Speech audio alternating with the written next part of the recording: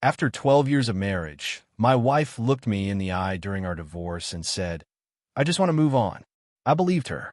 But a week later, strange photos of me started arriving. My job vanished overnight. Friends stopped speaking to me. And then she left a note on my kitchen table that read, "I'll take your life apart, piece by piece." I thought it was just anger. I didn't realize it was the beginning of her plan to destroy me completely. I never thought a piece of paper could change my life. But when I signed the divorce agreement, pen trembling in my hand, I had no idea it was just the beginning of the nightmare. My name's Daniel, 38. Used to be a high school history teacher, used to be happily married, or at least I thought so. My wife, Emily, was quiet, thoughtful, and always seemed to keep her cards close to her chest. But after 12 years together, something shifted. The fights began small, about me working late, about her spending too much time on her phone. I brushed it off. Every marriage has rough patches, right? But one night, as rain slammed against our windows, she dropped the bomb. "I think we should split up." Just like that. No screaming, no tears. Her voice was calm, almost cold. I asked her if there was someone else. She didn't answer, just looked away, which was answer enough. Fast forward 3 months, and we're standing in a sterile courthouse hallway, papers in hand, both of us pretending not to care. She didn't ask for much, just the house, her car, and some savings. I thought I got off easy. I moved into a small apartment across town, determined to start fresh. But that's when the strange things began.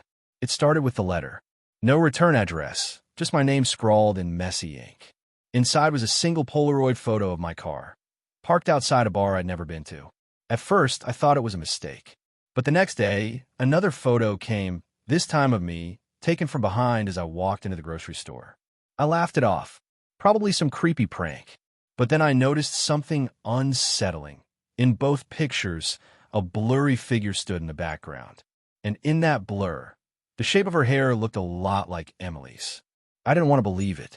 She wasn't the type to stalk anyone.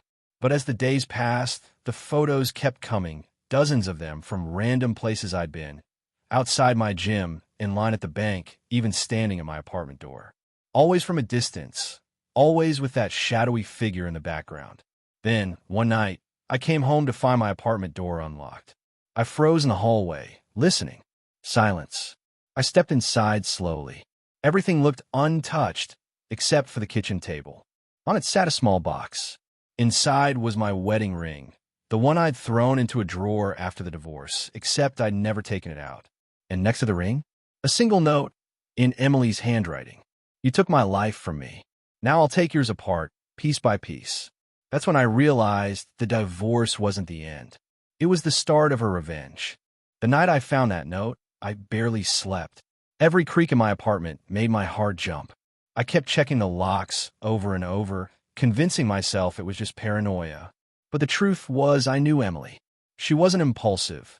If she said she was going to take my life apart, she'd already planned how. The first strike came the next morning. I was driving to work when my phone buzzed. An email from the school principal. Short and brutal.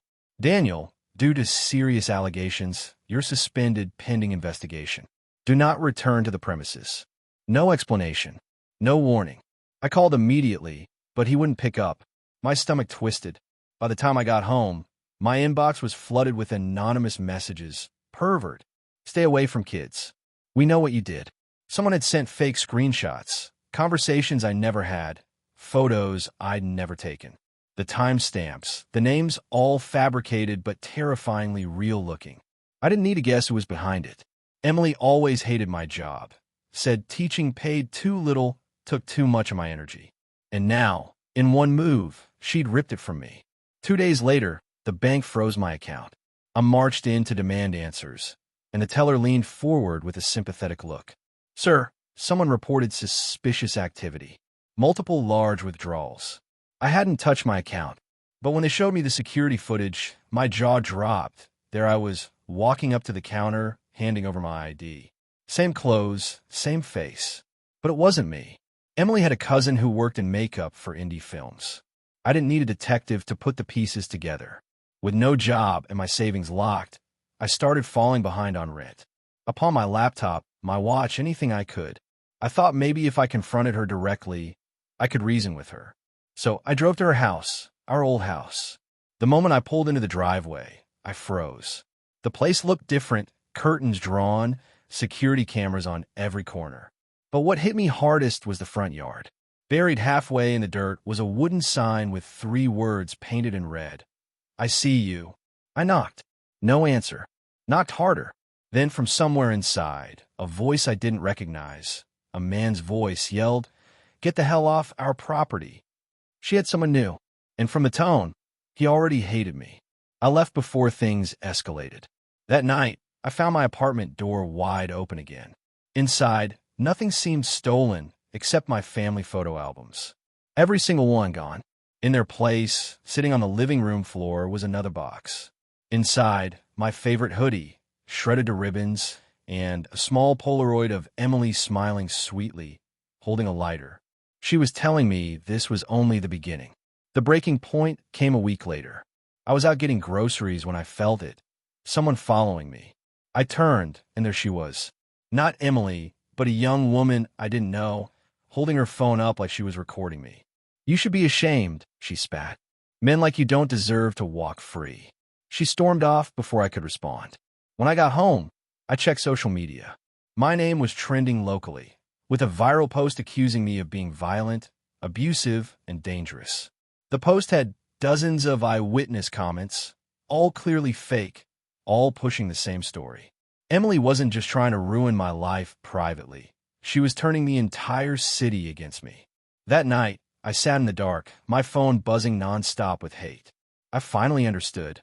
This wasn't just revenge. This was erasure. She wanted to erase me, and I had no idea how far she'd go next. I thought I had already seen the worst of Emily's revenge. I was wrong. It started 3 nights after the viral post. I woke up to a faint smell of smoke. For a second, I thought I was dreaming. Then I heard a soft crackling sound. My heart raced as I bolted out of bed and into the kitchen. On the counter, right under the smoke detector, was a metal tray with a pile of burning paper. I grabbed a towel, smothered the flames, and yanked the tray to the sink.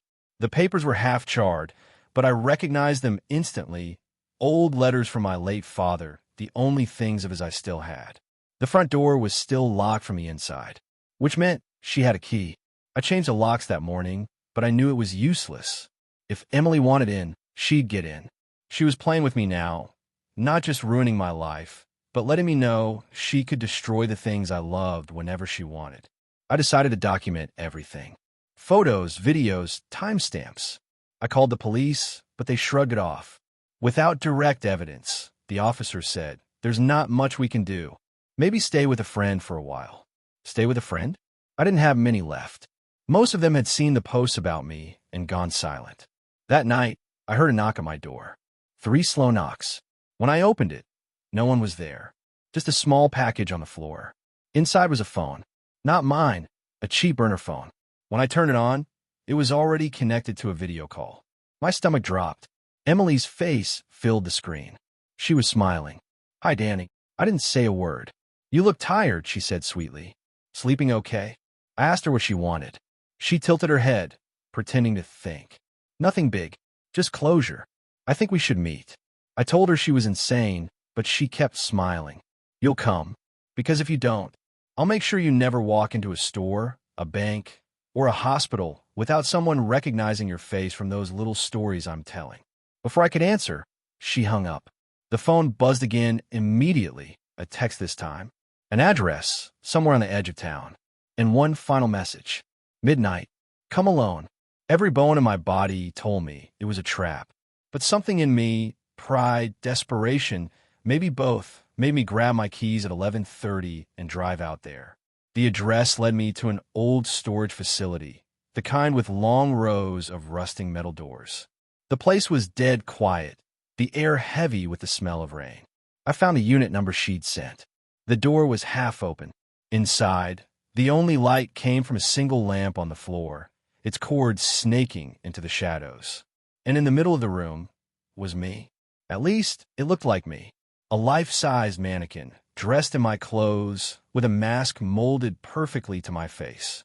On the wall behind it Photos were pinned in neat rows. Dozens of pictures of me from every angle, every location I'd been in the past month. Then I heard the click. I spun around. Emily stood just inside the doorway, holding a camera.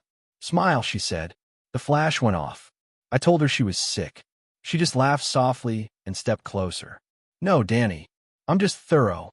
When she reached in her bag, I thought she was pulling out a weapon. But instead, she tossed something at my feet, a hard drive. "All the little gifts I've sent you, the photos, the posts, they're backed up here, along with some things you haven't seen yet." I asked her what she wanted from me. She stopped smiling.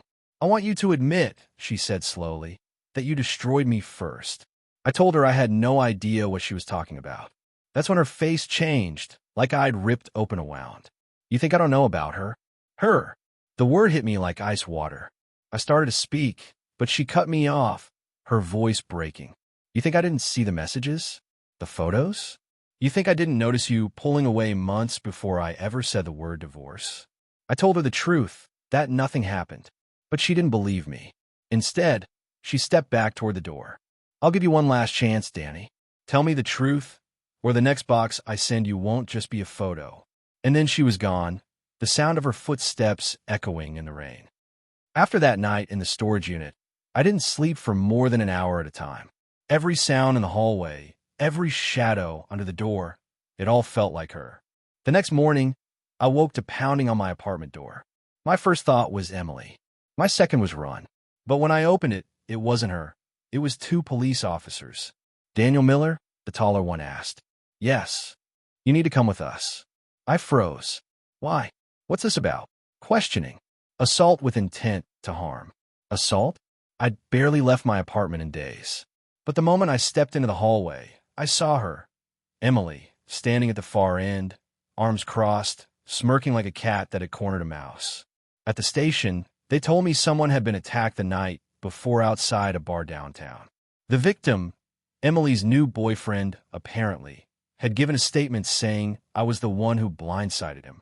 They even had grainy security footage showing a man my height, in my jacket, sprinting away. Only problem? I was home all night. Alone. No alibi. They let me go with a warning, but I knew what this was. Emily wasn't just ruining my reputation. She was building a case to destroy me legally. That evening, I got a text from an unknown number. "You're running out of time, Danny." Attached was a photo of a woman. I recognized her immediately. Rachel. She'd been a friend, nothing more. But Emily had always been suspicious. And now, in the photo, Rachel was tied to a chair, a strip of duct tape across her mouth. My phone rang.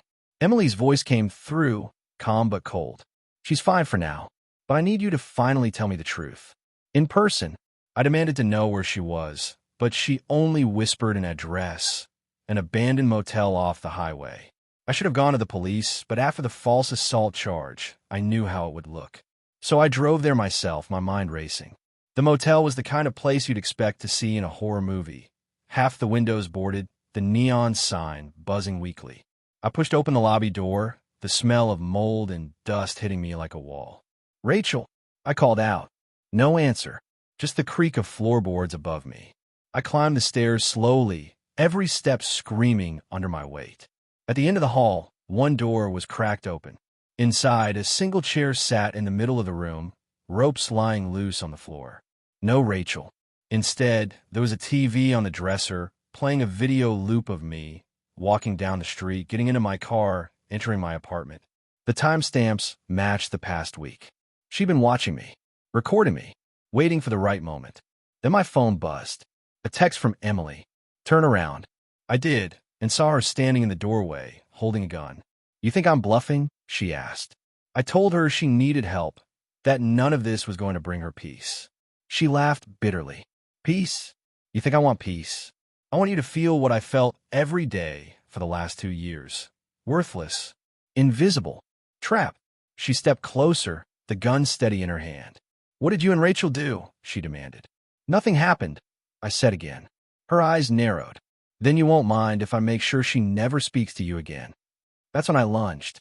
We struggled, my hands grabbing for the gun, her nails raking across my face. It went off once, deafening in the small room, but the bullet slammed into the wall. She shoved me away, sprinting out the door. By the time I hit the parking lot, she was gone, tires screeching into the night. When I got back to my apartment, my front door was wide open. Inside, my furniture was overturned, drawers emptied. And in the center of the living room, on the coffee table, sat a single sheet of paper. It was a printout of an airline ticket in my name, to a country I'd never been to. Departure, tomorrow morning. One way. Paid in cash. She was setting me up for something much bigger. I stared at the airline ticket until my hands started to shake. It wasn't just a setup, it was an erasure plan. She wanted me gone, not just socially or legally, but physically. The next morning, I didn't go to the airport. I knew that if I showed up, something terrible would happen. Customs finding drugs in my bag. A staged arrest, maybe worse. Instead, I went to the one person who might still believe me. Detective Harris had been the officer who took my statement when my father's letters were burned. He didn't have much to go on back then, but he believed my fear was real. I found him outside a cafe, getting his morning coffee. "You have to listen to me," I said. "She's going to end this for real." "She's..." He cut me off, glancing around. "Walk with me." We circled the block while I explained everything. The motel, the fake assault charge, Rachel. He stayed quiet until I finished, then said, "If half of what you're saying is true, you need to let me handle it. No more meetings, no more chasing her." But it was already too late for that. As I walked back to my apartment, my phone buzzed with a video message. It was Rachel, crying, gagged, hands tied. Behind her, a clock read 11:58 a.m. Emily's voice came from off-screen. "1 hour, Danny. Same storage unit. Alone. Or she disappears forever." I didn't call Harris. I didn't call anyone. When I got to the storage facility, the door to her unit was shut this time. I pushed it open slowly, my pulse hammering in my ears. Rachel sat in the middle of the room, duct tape over her mouth, ropes around her wrists. Her eyes went wide when she saw me. I ran forward, but before I could reach her, the door slammed shut behind me. I spun around. Emily was there, holding a small black device. "Step away," she said. I did, hands raised. "Emily, whatever you think happened." "Stop lying," she screamed. "I saw the messages. I saw her in your car the night you said you were working late. She needed a ride. That's all it was." I said, my voice breaking. She stepped closer, shaking now, not from fear, but from fury. "Do you know what it's like to realize the person you built your life around doesn't even see you anymore? To watch them laugh with someone else the way they used to laugh with you?" I didn't answer. Her hand hovered over the device in her palm. "This isn't just a remote," she said. "It's connected to the cops. One button, and they'll find Rachel dead, me crying, and your fingerprints all over the weapon. You'll rot in prison." I glanced at Rachel. Her eyes darted toward the corner of the room. I followed her gaze. There, half hidden under a tarp, was a metal pipe. I moved before I could think, lunged at Emily, knocking the remote from her hand. It skidded across the floor. She screamed, clawing at my face. I grabbed the pipe, swung it, not to hit her but to smash the lock on the door. The door burst open. Harris was standing there, gun drawn. "Hand where I can see them," he barked. Emily froze, chest heaving. It turned out Harris had followed me from the cafe. He'd heard enough to get a warrant and had been tracking my phone. Rachel was freed. Emily was cuffed. As I led her away, she didn't cry, didn't plead. She just stared at me with that same cold smile she'd worn in the first photo she'd ever sent me. 2 weeks later, I got a letter from her, postmarked from the county jail. Just one sentence, in her handwriting. "We're not finished." And the worst part? I believe her.